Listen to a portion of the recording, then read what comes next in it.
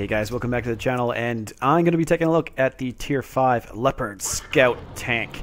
This is going to be an on-the-run review because I didn't like this tank much, and I sold it before I could actually keep in the garage. So, what are the main things you got to look for in a Scout tank? Is it fast? This thing will do 60. Doesn't have the most potent acceleration, because you see I'm getting caught up by an E25. It does turn fairly well, but the caveats of the Leopard are this, is that it's very big. It's a very large Scout tank, and honestly, it's one of the worst things about the tank, is the camo rating doesn't appear to be very good. It also has almost entirely the same gun as the Tier 4 light tank, and it has problems like this. You punch shots into the side of tanks like the MT25, or like right now, and although not fully aimed, still shots like that on the side of a light tank, like Tier 6 light tank, those shots have got to penetrate, and for whatever reason, they don't.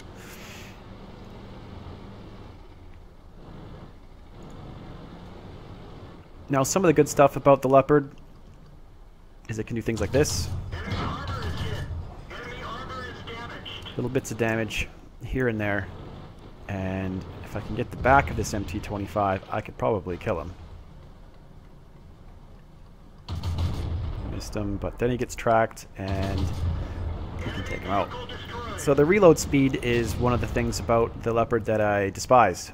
It takes like 17 or 18 seconds for it to reload.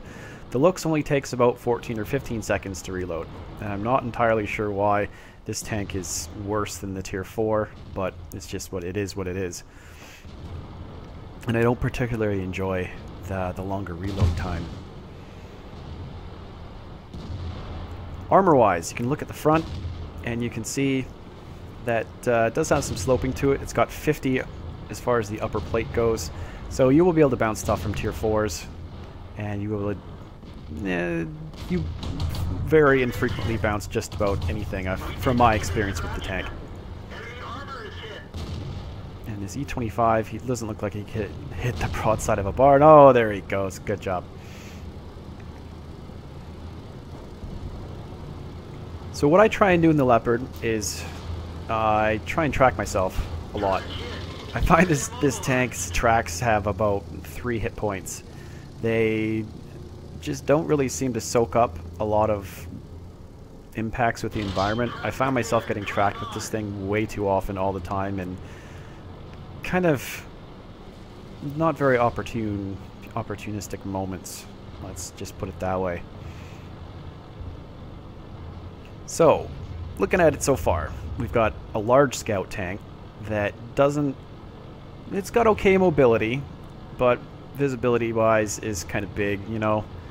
The gun is a Tier 4 gun, and the other alternative gun is actually a Tier 3 gun with 60 pen and like 70 damage, which is honestly terrible. The high point of the Leopard is when you can get this. A player that just kind of ignores you, and you can just go up and hammer 380 damage into him. Now, if the Cromwell knew what he was doing, he would just drive down here and kill me, because he only needs to hit me like 3 times and I'd be dead. But instead, he ignores me, and he's shooting at our M44. And for whatever reason, our GW Panther decided to drive down here. And I'm not entirely sure why he did, but... So I drive up, and I put some shots into this Cromwell and take him out. And the only shot that I take from him manages to kill my driver. So, module damage and crew death are something you get to look forward to in the Leopard quite often. Quite frequently, anytime you get hit, someone will die or something will break. It's a very fragile tank.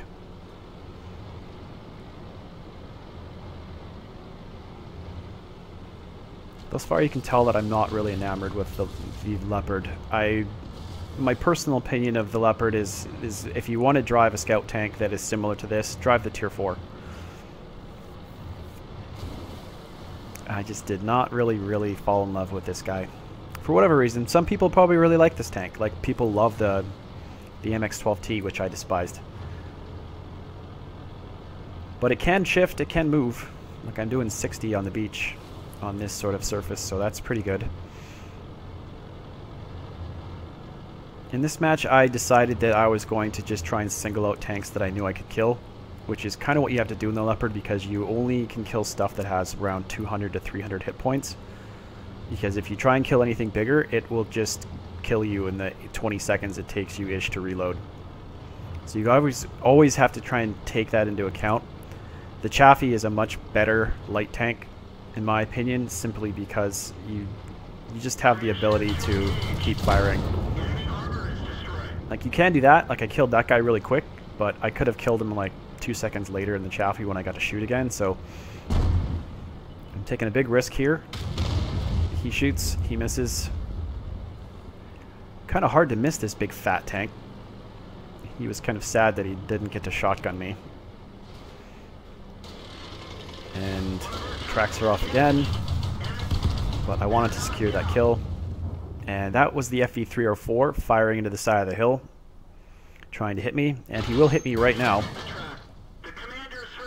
And if I don't fix my tracks, then I will likely be dead, because keep your eyes on that spot, because he's about to fire into it right there. So anyone who says that artillery not pinpoint accurate, there you go, 2 direct shots in exactly the same place over and over again. And that's one thing you got to look out for in the Leopard.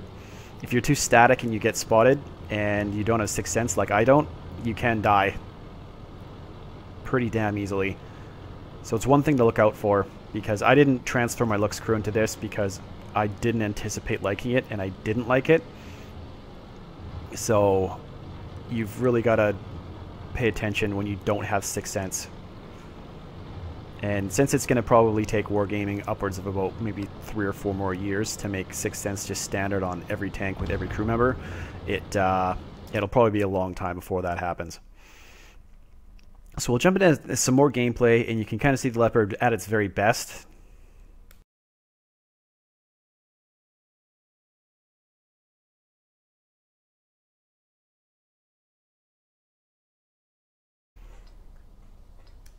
Looks like we got live oaks for this replay, and the enemy team is pretty light. There isn't a heavy tank really on the enemy team.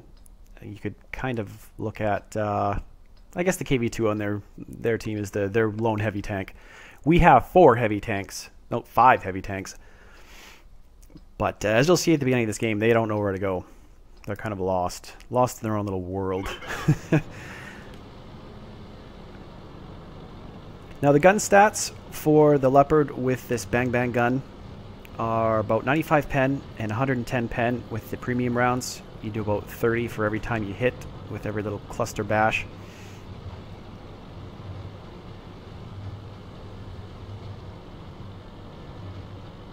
View range is about 380. The tank traverses pretty well. The turf actually turns quite well as well, about 44.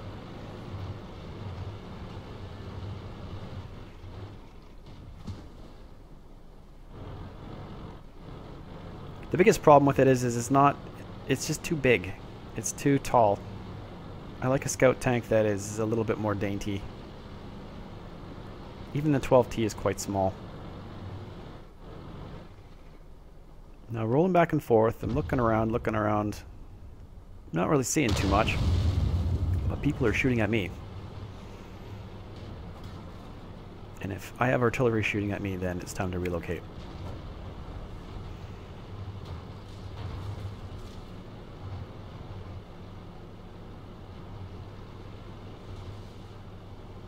And now I'm typing. I'm trying to tell the T-29 to not pull too far into town because your heavy backup decided that they were going to hang out and snipe from the hill, which is problematic. And then the Leopard runs into these really, really big trees. It's also not heavy enough to push them over, so keep that in mind. Hitting stuff will severely slow down the tank.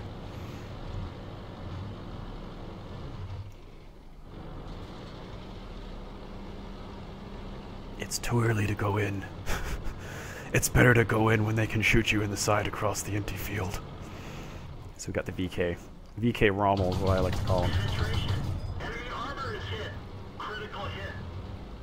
Didn't have time to really aim and take shorter burst fire shots into that Cromwell because I was going to get spotted firing away like that at him. but it ended up being a little bit of damage to him, so that was alright. Now that Hellcat is a prime target. This is the kind of target you want in the Leopard. You're going to wait for him to back up, and then just let the shots fly. So the very best thing that can happen is when you run into really light tanks. So what you're looking for on the enemy team, for example, is to shoot at the Saint Emil. You can shoot at the E25s, Cromwells. Sides of the KV2s are also a pretty decent target. Sides of the Jackson are a good target. Any of the artilleries and that ELC. So I can pretty much do a good damage against anyone. Alternatively, if I run into tanks like IS-3s, 110s, all those sorts of tanks, just avoid them. Don't even try and engage them. You're going to have trouble penning them unless you get like directly behind them at very point-blank range and they're distracted. Module-wise on the Leopard, I've chosen to take a set of binoculars, a camo net, and vents. Which lets me do things like this. So normally when I'm driving around here, I don't have the ability to spot the Cromwell that's hiding in this bush right here. But as soon as my binos go up, bing, happy days, and I'm able to like launch some shots into him, do 100 damage to him.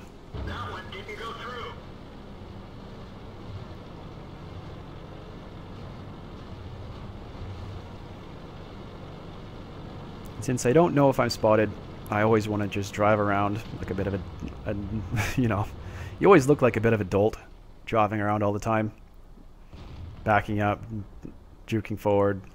It's unfortunate that you have to do it, but it's the way you have to play.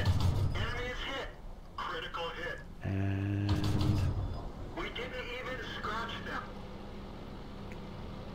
you'll find with shots like that, when you're at pretty decent range, like those were pretty far away shots, you're going to lose a lot of penetration with this gun, since it only has 95 pen in the first place. By the time those shots were hitting that Cromwell, they were only like, I don't know, maybe like 65, 70 pen. So it was kind of touch and go, hit and miss, whether you were actually going to pen or not.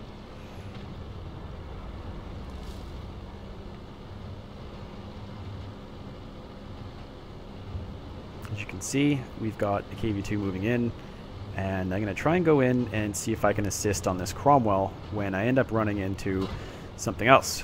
Something else I don't want to really engage. So our KV2, he drives into the middle of this field, the extremely slow tank, and it gets him killed. Pretty stupid move from a pretty bad player. Now I was able to pump about 200 damage into that tank, but I think the pressing need for me is to get in here and get rid of this KV2. And you'll see why, because all these guys that are in this cluster here, all of the guys on my team, 2 of them ended up dying. Simply because they... 6 damage. 210 damage. I guess they were just shooting blanks at this KV2. Now, this is a great sort of scenario you can get when no one's really paying attention, and you can pull up, you can dump a clip into the side of the KV2, but didn't really do a lot of damage. And for whatever reason, my team decided that shooting HE at this KV2 was the thing to do, and our artilleries couldn't hit him if they even tried. I mean, it's a mostly stationary KV2, and they still couldn't hit it.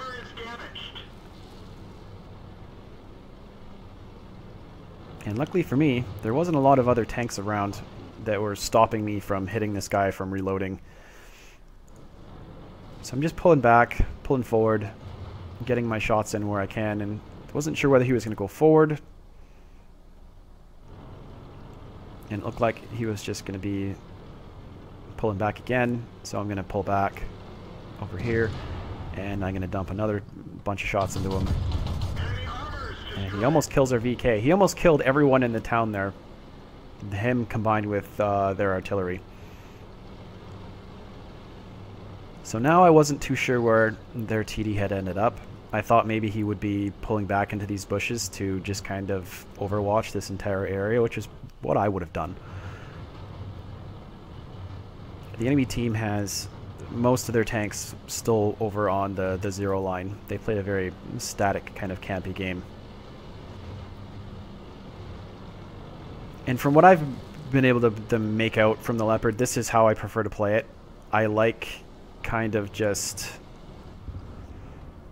playing a standoff kind of game.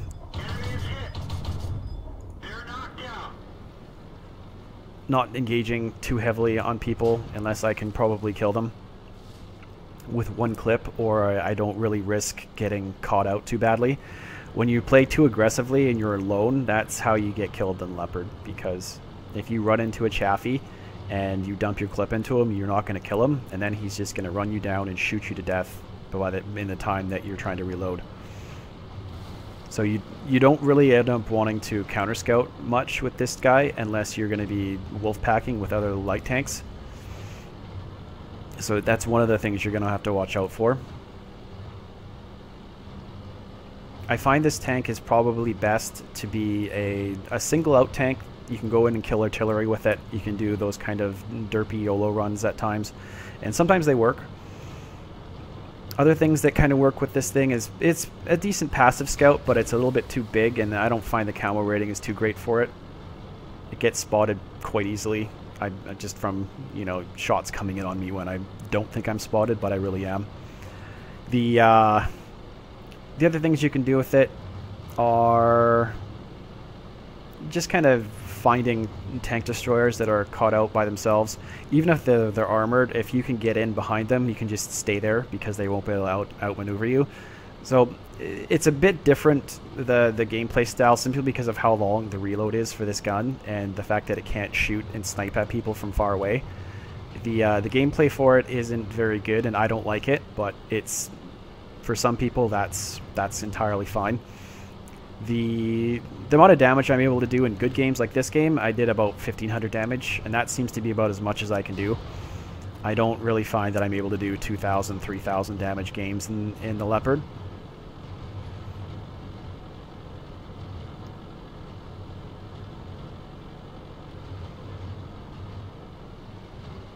And just as I get to the top of the hill, artillery gets spotted, and this is where the Leopard can still do some good work, even from far away. Got really, really lucky, managed to set him on fire. So my general thoughts on the Leopard is that it's not a very competitive light tank. If you go up against the Chaffee, if you go up against a lot of the other Tier 5 light tanks, you're just going to get worked over. If you run into Tier 4 light tanks, all of them can pen you just as easy as you can pen them.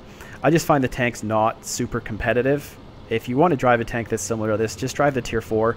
You'll see one tier less as far as the matchmaking goes, and it's similar, but I just find the looks is better. It's not as big, and I generally looks cooler as well. So, like, mobility-wise, it's okay, but I just find that if you want to drive this tank, just drive it at Tier 4. You're not really gaining a whole lot from doing this at Tier 5. And the next tank down the line isn't even remotely like this one. It drives around with like a 105 derp gun. So the gameplay for this is very much more like the previous tier than the tier after this. And that's going to conclude my on-the-run and replay of the Leopard Tier 5 Scout tank. Not a glowing review, not the worst tank in the game, but definitely not my favorite tank to drive at all.